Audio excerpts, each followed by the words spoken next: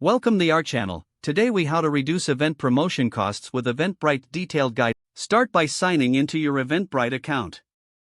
If you don't have an account, create one for free. Navigate to the event you wish to promote.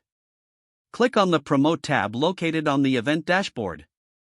Explore the different promotion options available to you. Consider utilizing the built-in email invitation feature to invite your contacts. Set up targeted email campaigns to reach specific audience segments. Use social media sharing tools to promote your event on platforms like Facebook and Twitter.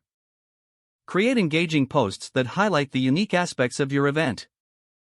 Encourage your followers to share your event with their networks. Take advantage of early bird pricing to entice attendees. Promote discounts and special offers to increase ticket sales. Leverage Eventbrite's partnerships with social media channels for wider visibility.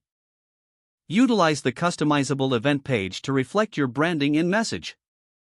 Incorporate high-quality images and videos to attract more attendees. Focus on search engine optimization for your event page using relevant keywords. Collaborate with local influencers to boost your event's reach.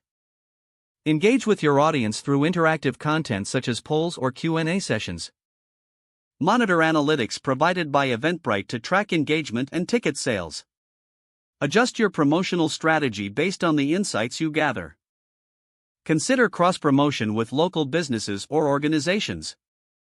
Network with other event organizers to share promotion tips and resources. After the event, collect feedback from attendees to improve future promotions.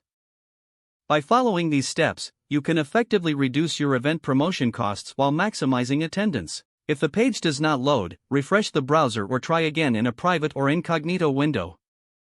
Make sure you are using the correct email address, then retype it carefully to avoid small typos. If your password is not accepted, use the reset option and create a new strong password you can remember. Check your spam folder for verification or security emails, then complete any requested confirmation steps. Don't forget to like this video and subscribe to our channel for more step-by-step tech guides.